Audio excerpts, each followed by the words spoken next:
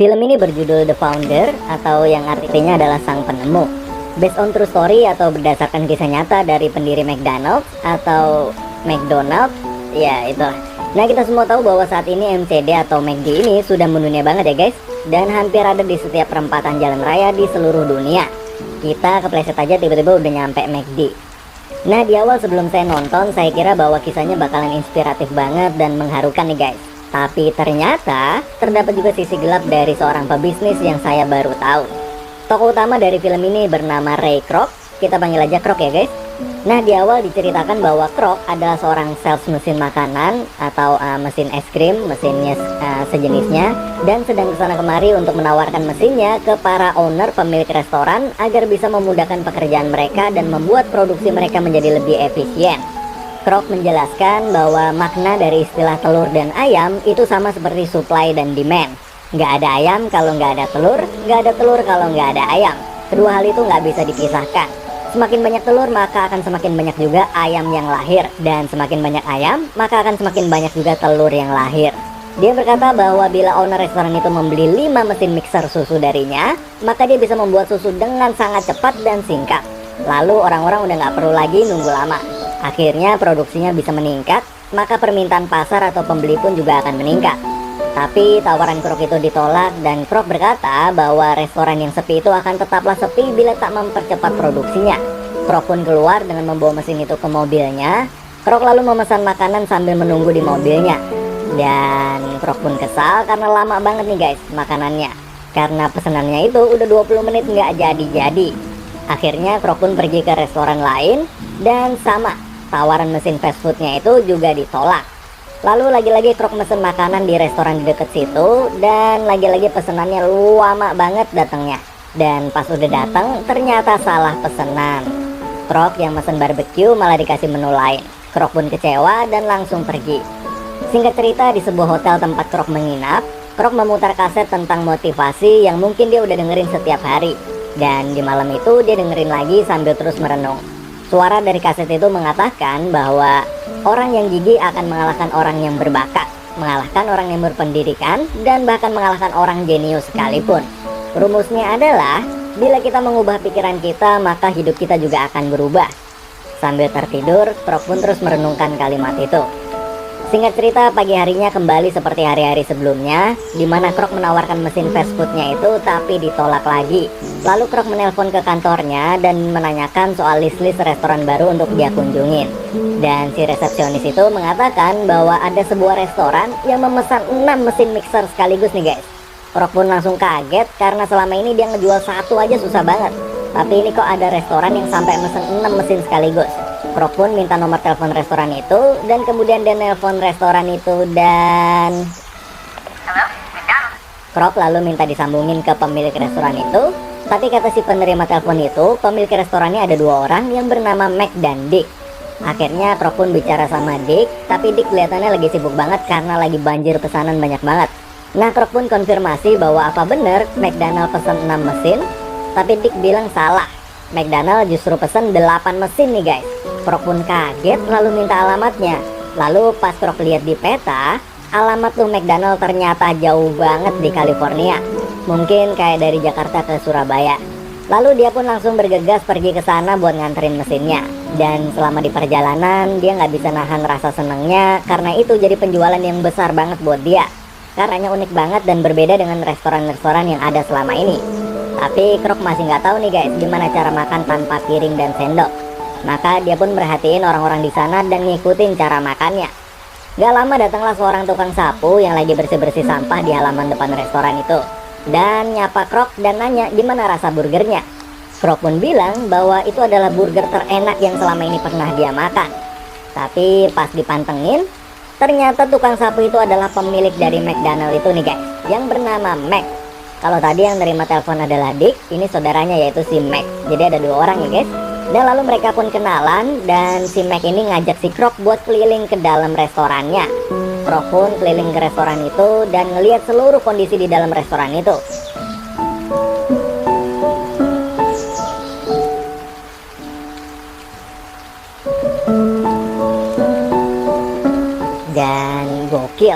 Satu burger siap cuma dalam waktu 30 detik doang. Si Mac bilang bahwa konsep utama dari restoran itu adalah kecepatan. Singkat cerita, si Krok pun kagum dan ngajak mereka berdua buat makan malam bertiga. Akhirnya mereka pun dinner bareng, dan Dick dan Mac itu nyeritain kisah mereka saat ngebangun McDonald dari awal. Awalnya McD itu sama kayak restoran umum lainnya yang menunya banyak banget nih guys. Tapi lalu Mac dan Dick sadar bahwa yang laku sebenarnya cuma ada 3 menu doang nih guys, yaitu burger, kentang goreng, dan milkshake. Maka mereka berdua mutusin buat ngilangin semua menu lainnya dan cuma fokus ngejual 3 menu itu aja. Tapi nggak cukup sampai di situ, Mac dan Dick pengen ngebuat suatu terobosan yang belum pernah ada sebelumnya di dunia ini, yaitu speed atau kecepatan. Akhirnya pas restoran lagi rame-ramenya, mereka malah nutup tuh restoran selama berbulan-bulan cuman buat ngerubah cara operasional dapurnya doang. Mereka pun berlatih di sebuah lapangan tenis yang digambar mirip sama lokasi dapurnya. Dan yap, terciptalah sistem pertama di dunia, yaitu sistem fast food. Kalau restoran lain kak. Dan yap, singkat cerita jadilah sistem fast food McDonald yang seperti sekarang kita rasain ini. So that's our story. Malamnya Krok nggak bisa tidur dan ngerasa bahwa ide mereka itu bagus banget, dan Krok kepikiran sesuatu nih guys. Paginya Krok nungguin mereka berdua, dan pas mereka baru datang, maka Krok pun nyampein idenya itu. Dan idenya itu adalah Franchise, franchise, franchise, franchise, franchise. Tapi Dick bilang bahwa mereka udah pernah nyoba tapi gagal. Karena kendala di franchise itu adalah standarisasinya nggak bisa kekontrol. Ada 5 franchise sebelumnya, dan 5-5-nya itu jorok, kotor, dan bahkan ngejual menu lain selain 3 menu andalan dari McD itu. Yang akhirnya justru malah ngerusak nama McD itu, dan mereka pun akhirnya nutup franchise-nya itu. Dan sekarang Mac dan Dick berpikir bahwa lebih baik punya satu restoran yang sempurna daripada punya 50 restoran tapi jelek semua. Debat pun berlangsung antara Krok dan mereka berdua, dan Krok pun nyuruh mereka buat ngerekrut supervisor buat ngawasin tiap franchise-nya biar standarisasinya tetap terjaga. Tapi mereka tetap saling bantah-bantahan nih guys. Yang saya seneng dari si Mac sama Dick ini, walaupun mereka berdua sukses dan si Krok bukan siapa-siapa, tapi mereka masih tetap open mind nih guys, dan mau nerima ide-ide baru dari orang lain. Krok pun lalu pulang dan nemuin istrinya, dan di sini terjadi perdebatan. Bisa dibilang keuangan Krok saat itu udah cukup buat pensiun, dan istrinya nyuruh pensiun, dan udah waktunya buat nikmatin hasil jerih payahnya selama ini. Tapi Krok nggak mau dan masih punya ambisi. Istrinya pun bilang bahwa When's enough gonna be enough for you? Probably never. Krok pun bilang bahwa dia butuh istri yang selalu ngedukung dia nih guys, dan bukan justru jadi sama kayak orang-orang lainnya yang selalu ngeremehin dia. Singkat cerita, Krok berhasil ngeyakinin Mac sama Dick. Awalnya Dick ragu kalau Krok bakal berkhianat, tapi Mac nyuruh buat ngikat Krok itu dengan perjanjian resmi hitam di atas putih, yang artinya mereka berdua bisa tenang karena udah terikat hukum. Setelah itu Krok ngegadain rumahnya, dan Krok pun investasi di McDonald's dan buka franchise McDonald's pertamanya. Di situ pun langsung rame, dan Krok berusaha banget buat tetap ngejaga kualitas McDonald's biar tetap sama persis kayak cabang pusatnya. Tapi Krok sekarang jadi sering banget cekcok sama Dick nih guys, karena gagasan-gagasan baru dari si Krok selalu ditolak sama si Dick. Kayak kerja sama Coca-Cola tapi ditolak Dick dan lain sebagainya. Krok pun marah dan kesel, tapi tetap bisa nerima keputusan si Dick itu, karena maklumin bahwa dulu Dick sempat percaya sama orang lain, tapi justru franchise McDonald's-nya malah jadi kacau. Jadi sekarang Dick lebih berhati-hati.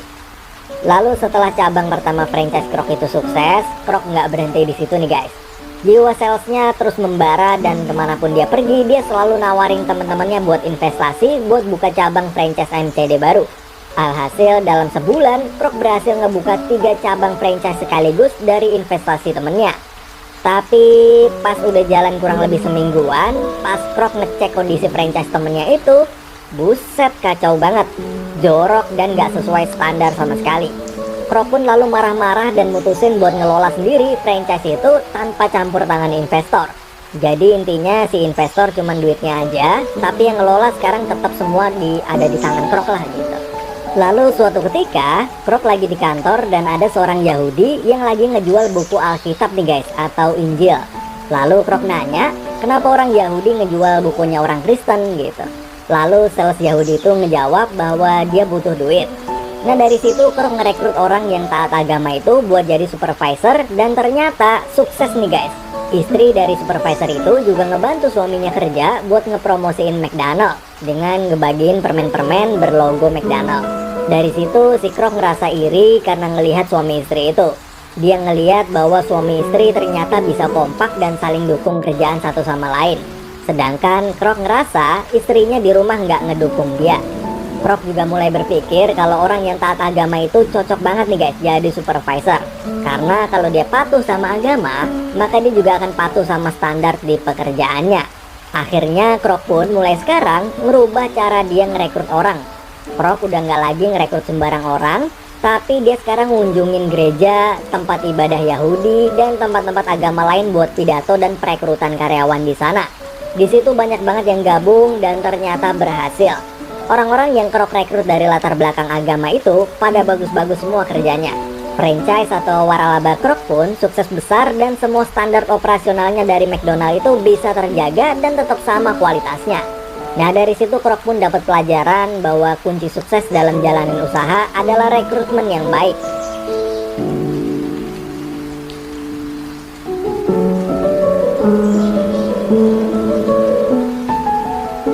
Dan yap, sampailah di saat Krok lagi nawarin bisnis franchise-nya itu pada seorang pemilik restoran juga. Kemudian dia bertemu seorang perempuan cantik, perempuan yang pandai main piano, dan yang terpenting perempuan itu juga punya ambisi yang sama si Krok. Tapi dia adalah istri calon investornya itu. Dan di malam itu Krok pun jatuh cinta pada pandangan pertama dengan wanita itu. Dan singkat cerita, Krok lagi ngalamin masalah operasional franchise-nya nih guys. Dia kehabisan dana. Dan setelah diteliti ternyata biaya operasionalnya gede banget daripada persentase keuntungan yang dia dapetin. Akhirnya Krok pun nelpon si Dick dan minta negosiasi ulang buat naikin keuntungannya si Krok itu dari cuma 1,4% jadi 4%. Tapi ditolak sama Dick karena Mac dan Dick sendiri aja cuma dapat 0,5%. Sedangkan si Krok itu 1,4%. Mac dan Dick ngerasa bahwa Krok udah dapat gede banget, yaitu udah dapetin 3 kali lipatnya lah dari yang Mac dan Dick dapetin. Krok pun mulai frustasi karena pinjamannya di bank udah nunggak 3 bulan gak bayar nih guys. Jadi intinya di situasi kayak gini si Krok itu emang sukses bisnis franchise-nya. Punya 3-5 cabang McDonald dan semuanya rame dan semuanya standarnya tetap kejaga. Omsetnya pun tinggi, cuman ternyata pas diteliti pengeluarannya pun juga tinggi. Jadi bisa dibilang bisnisnya ini nggak sehat. Dan saat Krok lagi puyang itu, maka datanglah seorang konsultan yang nawarin ke Krok sebuah perombakan bisnis. Konsultan itu lalu ngejelasin bahwa McDonald's bukanlah bisnis restoran, tapi bisnis properti nih guys. Jadi nantinya orang yang mau buka franchise McDonald's bakal bayar uang sewa tanah dan bangunan awalnya ke si Krok. Maka dengan begitu Krok pun bakal dapat uang segar di muka, dan tiap tahun pun Krok bakalan dapat terus duit sewa tanah dan bangunannya juga. Jadi diubah nih guys konsepnya. Sebelumnya investor yang mau buka McDonald maka mereka bakalan cari tanah sendiri atau bahkan buka McDonald di tanah mereka sendiri. Tapi sekarang udah nggak perlu lagi, Krok udah nyiapin tanahnya, jadi investor tinggal ngasih duit aja buat ngebangun McDonald-nya dan buat bayar uang sewa tanah itu ke si Krok. Akhirnya Krok pun setuju dengan saran dari konsultan itu, dan Krok pun mulai ngebangun perusahaan baru bernama Franchise Realty, atau kurang lebih artinya adalah bisnis properti berbasis franchise. Kan ada bisnis properti yang konsepnya perumahan, ada properti apartemen, properti kantor, dan lain-lain ya guys. Nah kalau si Krok ini konsepnya franchise restoran. Gokil nggak tuh? Nah bisnis barunya itu pun sukses banget, dan puncaknya Krok ngebeli tanah tempat restoran McDonald pertama berdiri, yaitu tanah yang disewa si Mac dan Dick. Akhirnya si Mac dan Dick ini bisa dibilang udah nggak punya kekuasaan penuh lagi atas kepemilikan McDonald's pertamanya itu. Dan akhirnya Krok pun bebas buat ngerubah standar McDonald dari yang aslinya sesuai kemauan dia. Dia jadi bebas kerja sama Coca-Cola, dia pun bisa nyiptain menu-menu baru, dan yang lain sebagainya. Dan akhirnya karena biaya kos atau pengeluaran dari chiller atau ruangan pendingin untuk menyimpan susu sapi asli, kosnya terlalu tinggi, maka Krok pun berubah dari susu sapi asli yang sehat, jadi susu bubuk yang gak sehat nih guys. Dan sekarang McDonald udah nggak perlu lagi pakai mesin pendingin atau chiller itu. Dan karena biaya listrik udah berkurang, maka keuntungan bisa lebih gede. Mungkin dari situlah yang tadinya McDonald adalah restoran fast food yang sehat berubah menjadi junk food ya guys.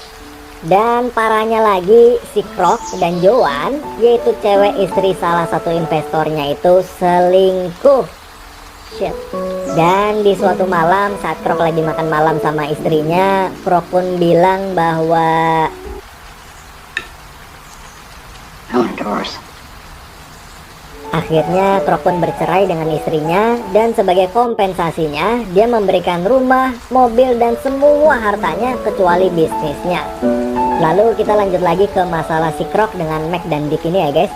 Saat ditelepon mereka pun berdebat dan Krok ingin membatalkan kontraknya dan mengambil alih McDonald sendirian. Mendengar itu Mac pun langsung marah dan kecewa berat nih guys, karena udah percaya banget sama si Krok tapi si Krok malah berkhianat. Mac mau nuntut jalur hukum ke Krok, tapi si Krok itu bilang bahwa dialah yang akan menang gitu. Krok bilang bahwa I'm national. You're fucking local. karena si Mac terlalu marah, maka Mac pun diabetesnya kambuh lalu kolaps dan pingsan. Dan saat di rumah sakit, Mac dan Dick sedang ngisi TTS, tiba-tiba datanglah Krok yang ngejenguk dan bawa bunga. Tapi di bunga itu ada sebuah amplop. Krok pun ngasih amplop itu ke Mac dan Dick. Lalu mereka berdua ngebuka amplop itu dan ngeliat bahwa isinya adalah cek kosong. Krok berencana ngebayar berapapun yang mereka berdua mau buat nyerahin McDonald's itu ke dia. Dan Krok pun lalu pergi.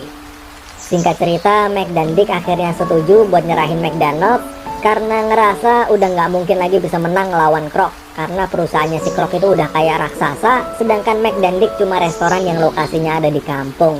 Mac dan Dick itu akhirnya nyerah dan nyerahin McDonald yang udah mereka rintis dari awal itu dengan syarat biaya 2,7 juta US dollar dan bakalan dapat 1% dari keuntungan McDonald seumur hidup. Dan setelah semua setuju dan tanda tangan, lalu Krok dan Dick ketemu di toilet nih guys.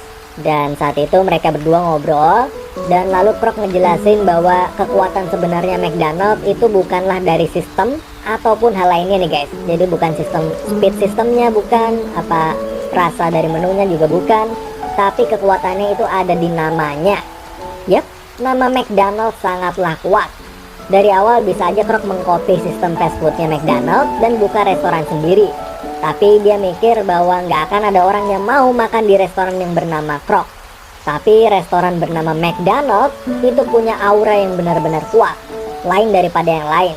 Nggak perlu nama burger ini burger itu, tapi cukup dengan nama McDonald aja, maka semua orang bakalan tahu bahwa itu adalah tanda kejayaan Amerika. Si Dick pun lalu berkata bahwa dulu di hari saat pertama kali Mac dan Dick ngajak Krok masuk ke McDonald buat keliling ke dalam, itu adalah hari penyesalan mereka berdua. Mereka nggak nyangka bahwa Krok bakal nyuri McDonald dari tangan mereka sendiri. Dan di akhir film diperlihatkan bahwa Krok dan Joan sudah menikah dan hidup bersama. Dan Mac dan Dick bersaudara kini diusir dari nama McDonald's yang mereka bangun sendiri. It'll be alright.